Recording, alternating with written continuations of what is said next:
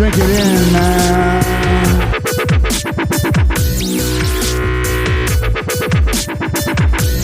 Touchdown, Detroit Lions!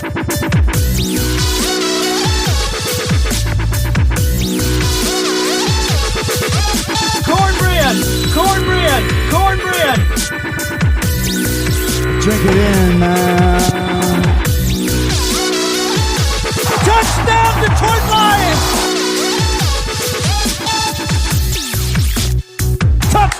Touchdown, Detroit Lions!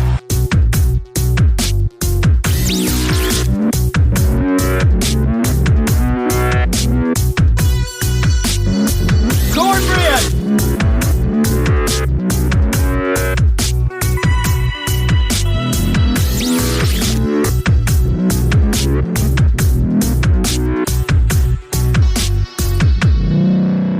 Drink it in, drink it in, drink it in, man. Detroit Koolaid drinkers. What is going on, everybody? It is Wednesday. I'm your host, Derek Oakley, here on the show. We got a very interesting game to talk about. We might talk about it in an interesting way.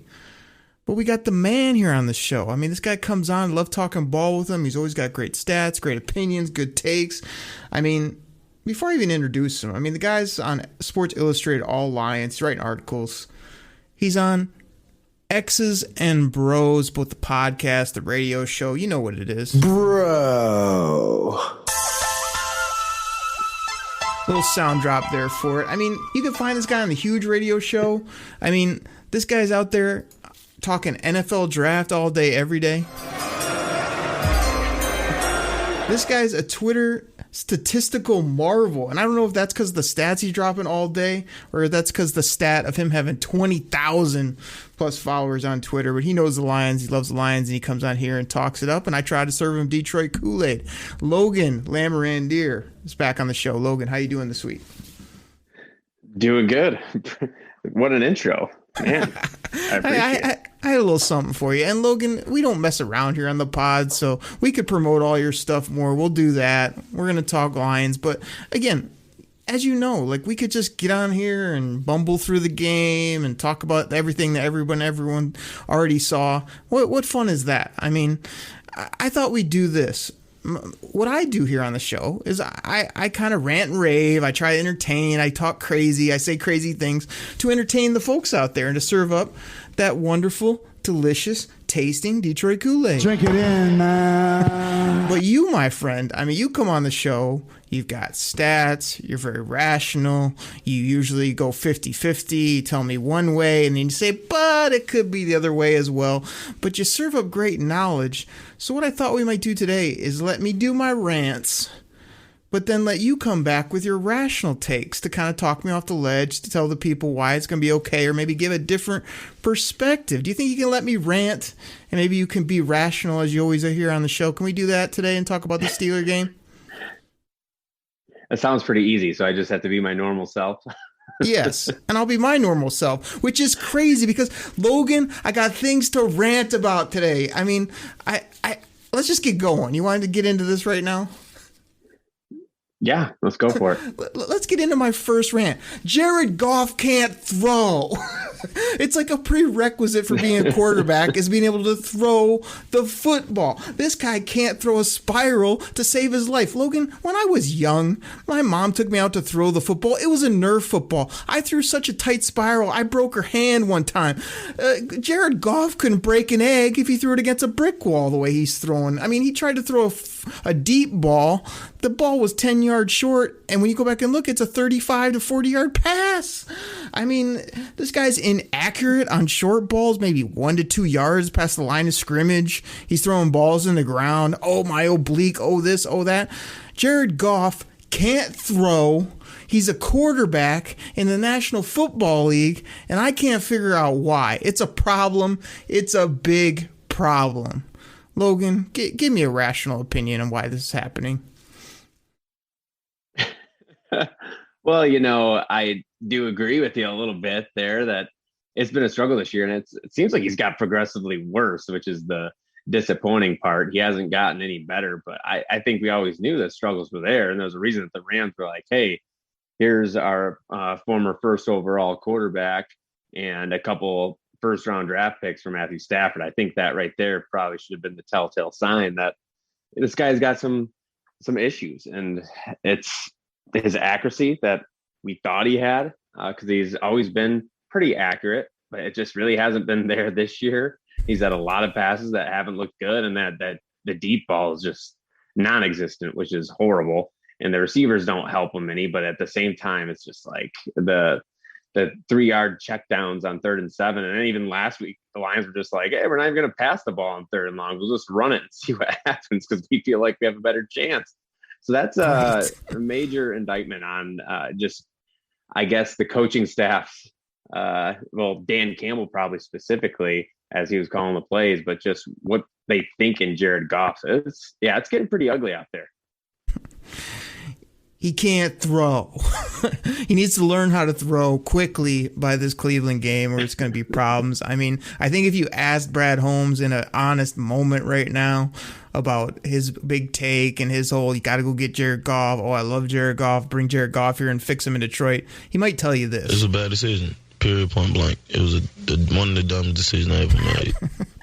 Oh my gosh. Jared Goff, go to like throwing school and learn how to throw a football with a spiral accurately to someone, preferably on the Detroit Lions. All right, there's my first rant, Logan. I'm nowhere near done. Let's get into the second one. TJ Hawkinson. Like, this guy, he's non-existent. We took this guy in the top 10 of the NFL draft. Everyone's whooping him. Oh, he's the best tight. He's one of the top 5 tight ends in the league. Does this, he does that. You know what he was this week against the Pittsburgh Steelers?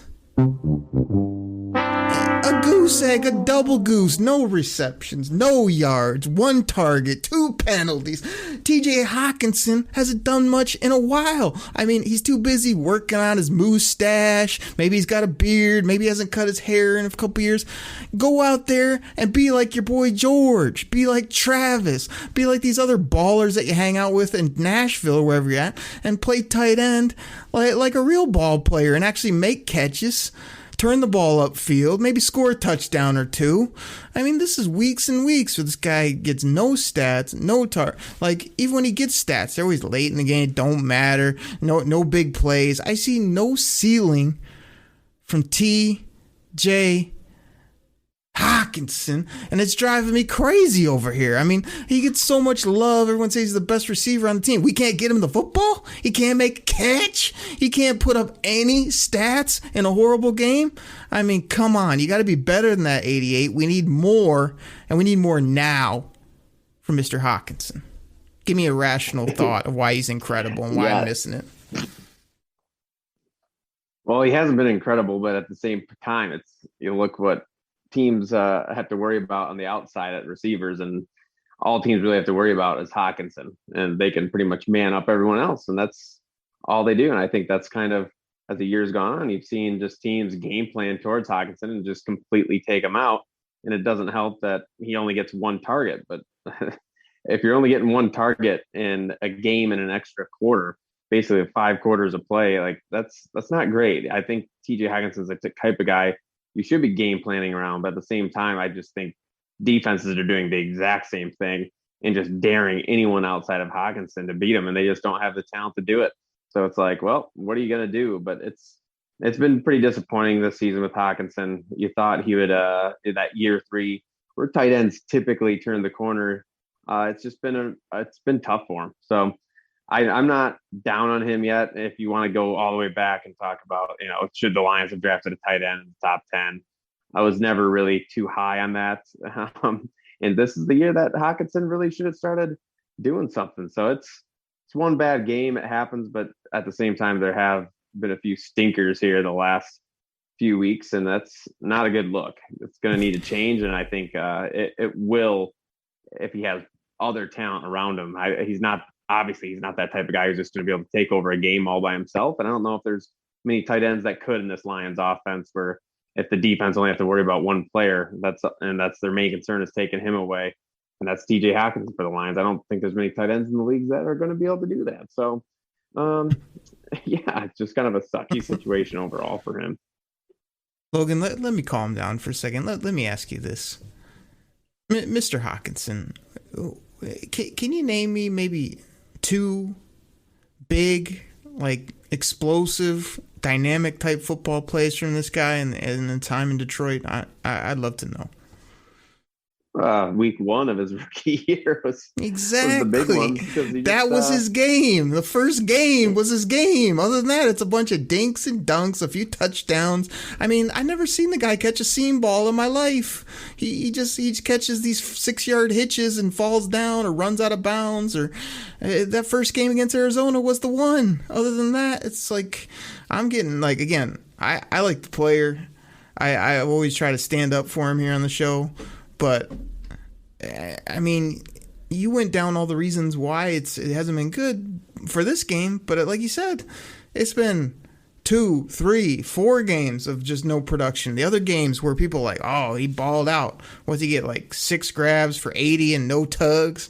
Yeah, that's not going to cut it on a team like this, or when you're trying to say how great this guy is. And everyone's like, oh, wait till he gets a bunch of people around. Wait till he has a good quarterback. Wait till all this happens. It's like, how about you just be good right now? How about the team not only force feed you, but you make them do that because you just get open all day. And then in the red zone, no one can handle you. It seems like everyone's handling you all the time, every week, and it's got to stop. This guy has to. I said I was going to calm him down. Like, he just has to be better, so much better, and a double goose with 2 penalties, one that cost us at the end of the game, is not going to cut it. Yeah, I mean, he did have 10 receptions a couple weeks ago, but again, that was in a blowout loss that didn't mean all that much. But dink and dunks. I don't know. It might be a little bit of recency bias too, with the 0 receptions last game. But it's not easy to be him. I don't blame him, but I will say, for him to be in that elite tier, he has to be a little bit better running after the catch and making more contested catches, because I would like to see more of that out of him, because that's what the elite tight ends do. And to get into that elite category, yeah, he's really got to come down with some more difficult catches and also being just more of a threat with the ball in his hands instead of getting tackled after the first guy gets to him. Very, very rational thoughts, Logan. Very well done. I might be overreacting a little bit because he went double donuts on me, but gosh, this guy's got to play better. Every week I watch Travis Kelce just walk around on the football field, but nobody can guard him. He runs about 25% speed. He's always open. He catches everything. After he catches it, he just runs around people like they're caught in quicksand.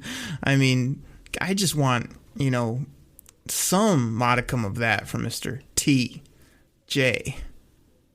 Hawkinson. And kind of what you're telling me is Jared Goff can't throw, and that's why TJ Hawkinson absolutely has this every week. No chance, so that's what you got. I'm sorry, Mr. Hawkinson, you got that because Goff can't throw. Okay.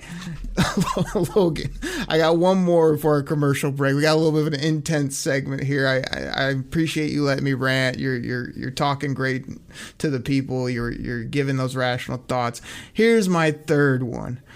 Can we stop talking about the weather? I mean, everyone's going on and on about this weather. It was light flurries. It was a little damp. I mean, you're telling me that weather, it was so bad that you couldn't throw. Oh, wait, Jared Goff can't throw. It doesn't matter if you're inside, outside. It doesn't matter if the weather's sunny, rainy, windy, or snowy. He can't throw.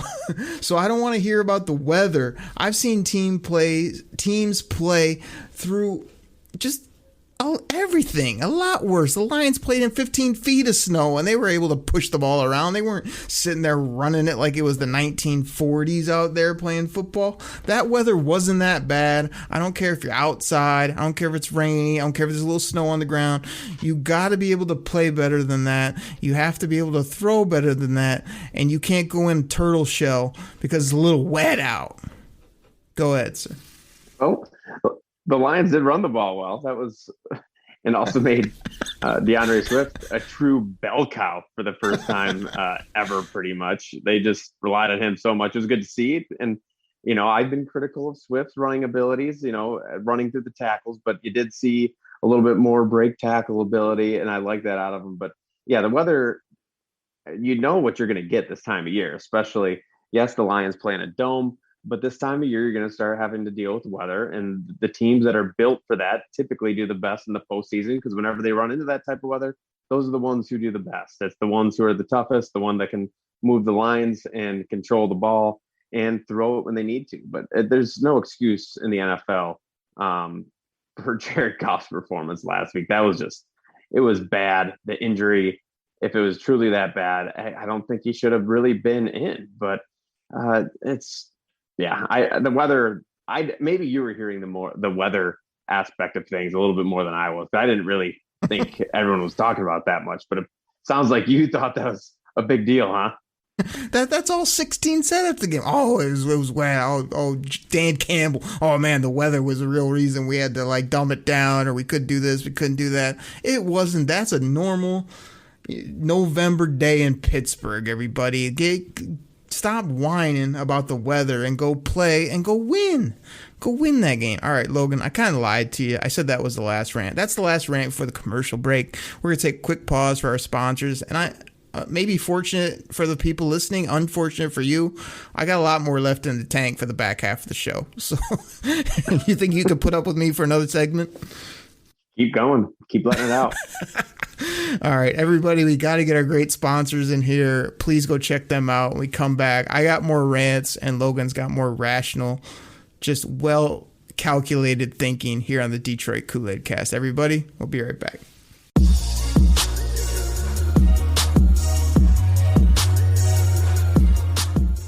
All right, everybody. This goes out to my fantasy football fans out there. Now, you probably heard about Reality Sports Online, the most powerful fantasy sports platform where owners can build and manage their fantasy team like a real NFL general manager.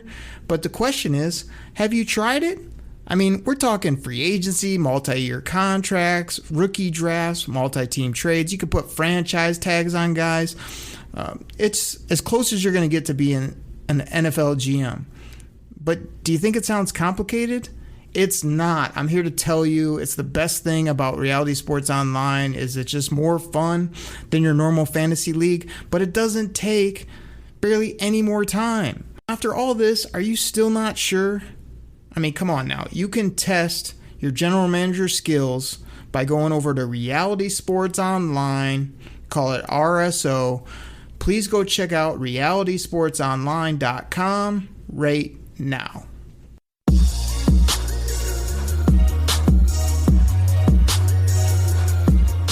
All right, Detroit Kool-Aid drinkers. Like sometimes when I come back from the break, I'm like, all right, I've calmed down. Like I haven't calmed down at all. I got a lot more rants in me. Logan's got a lot more rational opinions. But before we get rolling, you got to go check out realitysportsonline.com. I've seen some people on Twitter saying, oh, I got to start my own pod. I want to do this. I want to do that. If you want to do it, you got to go to Anchor.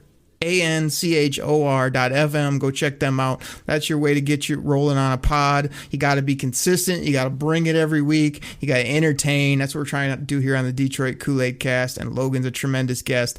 And you got to go check out Logan Lamorandier. You got to find him on Twitter. You got to check out his articles. Everything he's putting out there. Please go do that.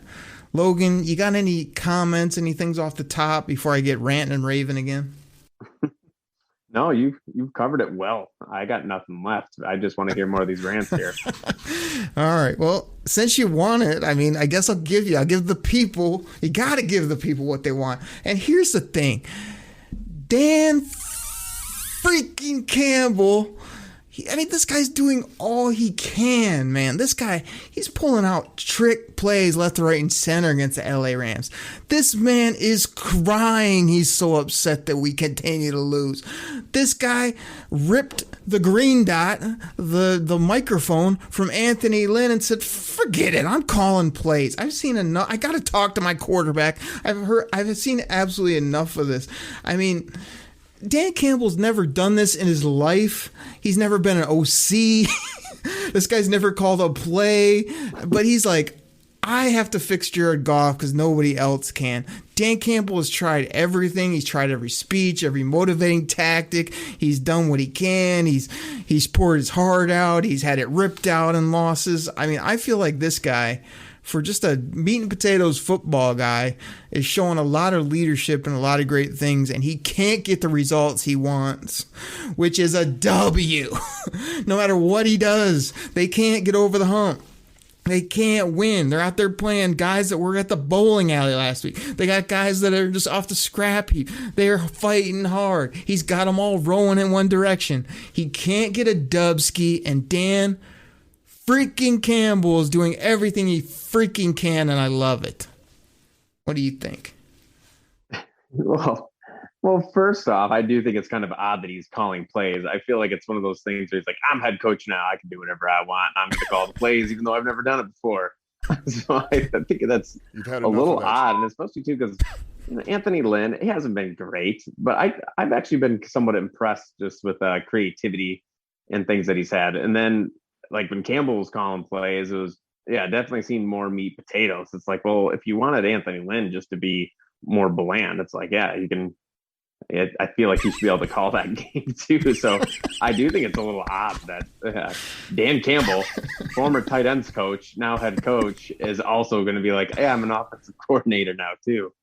I don't get it.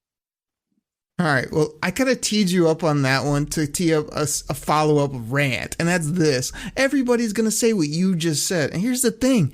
Dan Campbell, he's just absolutely had enough of this. He's had enough of that. He's tired of it. He wants to win. So he's like, you can say he's never called plays. He's never done anything. We tore it up on the ground with Dan Campbell on the headset. I mean, we weren't doing that before. He literally, this will just tie my whole rant together. Dan freaking Campbell is like, Jared Goff can't throw. TJ Hawkinson isn't doing what I need him to do, and he's a tight end. So I need him to step up. So what's he going to do? He's going to put himself on the microphone and get in Jared Goff's ear and tell him to do this. We're going to bite a kneecap off. We're going to smile at you. We're going to take your other kneecap. We're going to smile at you. And when we do, we're going to take another hunk out of you. We're going to be the last one standing. All right? Somebody That's mentality. Has to have some guts on this team. And I feel like Dan Campbell's showing leadership. He's not scared. He'll grab the mic. He's never done. It doesn't matter. I'll get it done. He was calm on the headset, said Jared Goff. He did well, I thought. And he's just trying one other gimmick, one other thing, one other tactic to try to get a W. It didn't happen, but I like the moxie. I feel like he'll continue to do whatever it takes to try to get his team over the hump. And here's the thing. Here's the other rant. Like, you act like, oh, he overpowered Anthony Lynn. You don't think Anthony Lynn's not sitting up in the air-conditioned, comfortable skybox, telling him what he can and can't do, or telling him what looks good, what doesn't. He's doing all the things he was doing. He's literally just not saying the play to the quarterback. And every once in a while, now Dan Campbell doesn't have to like call up to say, hey, what are you doing? He can just say, no, we're not running that, and just run whatever he wants as the head coach. So I absolutely love it. I got no problems with it. I thought it was awesome the way he was just sitting over there with the play sheet calling things. Never done it in his life. I thought it was good. Other than the quarterback can't throw. Yeah, he made sure the quarterback didn't throw it deep that game too. But yeah, who knows? You can't. It was the weather, right? It was the weather's fault. Oh yeah, that's the third thing. So the quarterback, obviously Anthony Lynn. Yeah. Go ahead. Oh my God. I mean, obviously, like you said, I think Anthony Lynn is still talking to Dan Campbell probably plenty, and they can still talk. And now it's just Dan Campbell technically calling the plays, and maybe getting a little extra in there. Probably, I feel like Campbell probably took time to have like words of encouragement for Goff after every play call. or he said like after his 15, wobbly throws, he just said, "Come on, 16. You've had enough of that. Throw a spiral for once." So his quarterback can't throw. His tight end, which Dan freaking Campbell takes a lot of freaking pride in tight ends, can't make a play. Everyone's bitching about the weather, and Dan Campbell's like, come on, man, I'd play in this all day, every day. I wouldn't even wear my shirt if I could get out there. And so he grabbed the headset. He made some calls. I thought it was fun. It was moxie, trying to do everything he can. All right, so that's my Campbell rant. Can we move on? I got more. Oh, I guess. What do we got next? Santoso, the kicker. This guy, are you kidding? We have an NFL kicker here. It's bad enough that we have a quarterback that can't throw. Now we have a kicker that can't kick. This guy, his career high is 35 yards. 35 yards. I think Logan Lamorandier can go boot it from 40. I'm pretty sure. I mean, this guy missed an extra point. You should be fired and kicked out of the league if you do that, in my opinion. I don't want to hear about the weather. I don't want to hear about anything else. And another reason this guy should have been kicked out way before he put the jersey on. Look at this guy's mustache. It's embarrassing. You can't have a guy look like that plays on your team. Are you kidding me? I mean, he didn't look like he even wanted to make it. I mean, I don't even know. I mean, it's almost like, I mean, we play this gimmick on the show. I mean, there's got to be a conspiracy there. I mean, this guy walked out like he had something on the line, or maybe he didn't even want to be in Detroit. I mean, he kicked this like, I don't even know. It looked like a 4-year-old at soccer practice the way he attacked this football. Like, this thing was never going to be good, regardless of the weather, regardless of if he actually had a leg or no mustache. It was never going in. So there's got to be some kind of conspiracy theory with this guy. And my conspiracy theory, or the reality, is he sucks. He's horrible. So it was just a weak effort on so many levels. And you have to make a 48-yard game winner in marginally bad weather. And this guy it wasn't even close. He didn't have a chance. So Santoso, what are they doing? 97-1 chump of the week. The guy's already has his bags packed. He's heading to who knows where to do who knows what. This was an embarrassment to the kicking profession. What Pat McAfee says for the brand, yeah, that wasn't for the brand, and that doesn't let people know that kickers are people too, because Santoso, I mean, I don't know what that was. Yeah, it was bad, real bad. That last kick that could have won the game, it was like right when he kicked it, like, did he even get it? Like, is it going to go 10 feet off the ground? It's like not that long of a field goal, and it's like wide right and a good 5-10 feet short of the uprights, and it's not even a swing your leg, goal. Man. And Santoso actually has a decent leg, though. That's the annoying part, is he has a decent leg when he makes contact, but the name of the game in the NFL as a kicker is you have to be able to be consistency, and obviously Santoso just doesn't have that. But it is a little comical every time I see him. It's hard not to just chuckle at that stash that he has. It's too perfect. If I could grow that, I'd probably grow one like that too, though. I'm not gonna lie. What was worse, the stash or the kick? I mean, I think it's a tie. And if you go back and look at the picture, keep the stash. No, the kick was horrible. The stash is really horrible. And go back and look at a picture of Santoso. You want to talk about horrible? Look at the jersey this dude's wearing. It's like he's got the sleeves going down to his elbows, like he bought a 3 sizes too big at Dunham Sports before the game. I mean, just chalk it up. 3 absolute embarrassments. You're out. You're done, Santoso. You're done. Goodbye. All right. Did I say his mustache and the kick and his jersey were maybe like a tie for the worst? I think I did. So, Logan, here's my last rant. Here's my last rant. I can't talk about his jersey all day. I want to talk about a tie. A freaking tie. I mean, this was a hard-fought battle. We ran the ball really well, which you very rationally, very calmly, very articulately stated earlier. This was in Pittsburgh in November against one of the storied and, oh yes, one of the favored NFL franchises in the league. This is one of the worst refs in football that we had out there. I mean, he's one of the worst refs because he thinks that everyone pays to watch him throw flags. He doesn't realize there's a football game going on. And he's just an annoying looking human being. We got a tie, and we had like 11 yards passing deep into the first half. 11. Again, I said you could kick a 40-yarder. I could go out there and throw for 11, I'm pretty sure. We created 3 turnovers. Finally, I call every week, hey, if we win the turnover battle, we'll win. And we get turnovers, we might actually win a game. We created 3 awesome turnovers, and you end up with a tie. A tie. That isn't a win. It's not a loss.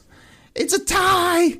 It's a freaking tie. With the two teams had the same amount of points at the end. No one won. No one lost. You can't have ties. What is this? Like, this is European football? That's where they have ties. 0-0 or 0-0. Sorry. 1-1. This is that kind of garbage. This is the National Football League. We can't have a tie. Who wants a tie? Who feels good about a tie at the end?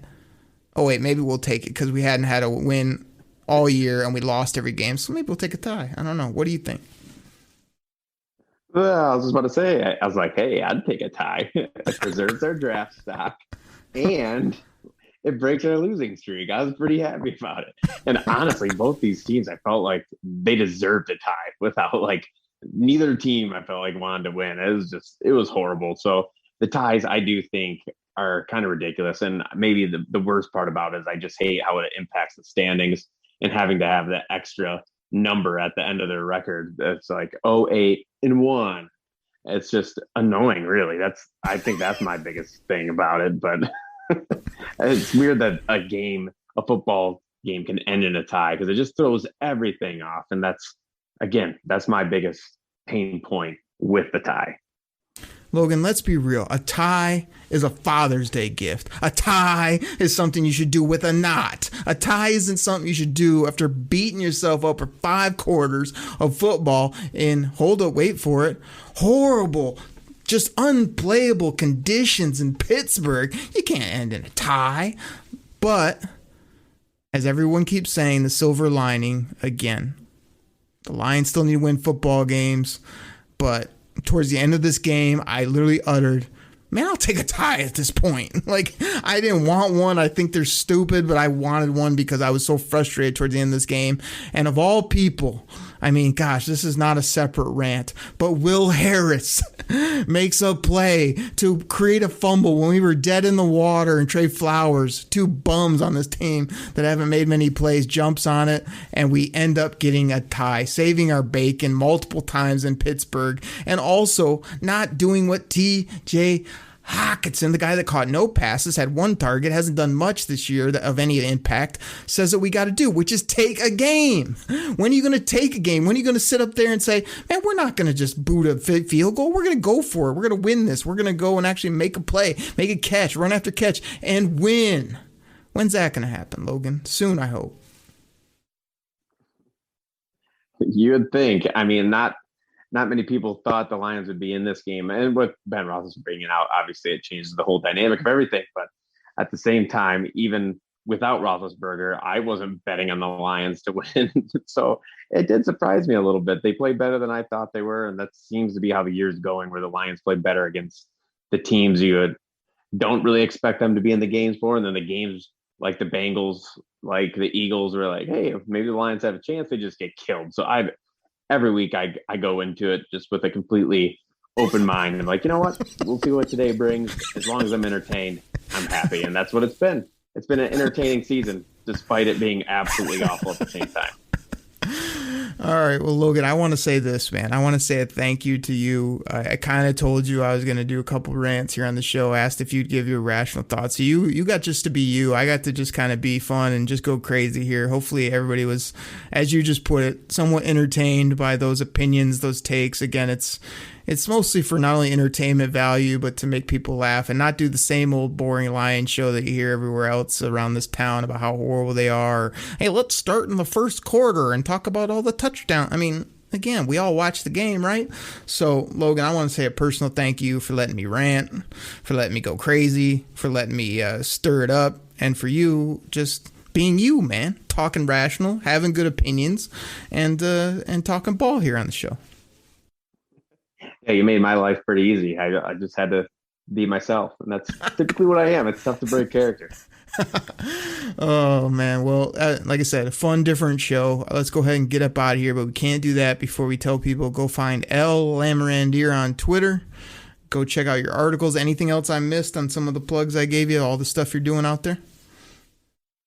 No, you're doing a better job than I could describe everything, so I appreciate it, man. We are going to come back, and Logan's going to jump back on for the Friday show, and I'm going to be a normal human being. We're going to preview the Cleveland Browns game. We are going to talk some NFL draft, which everybody knows is my favorite, and have fun on that show as well. So everybody, you know what you got to do. It's simply this. Drink that Detroit Koolaid. Drink it in, man. Side of cornbread. Cornbread! Make it a double. Cornbread! And check us on Friday right here on the Detroit Koolaid Cast. Okay, everybody. We're out. Pack the bags, start the plane. This game is over. It is over.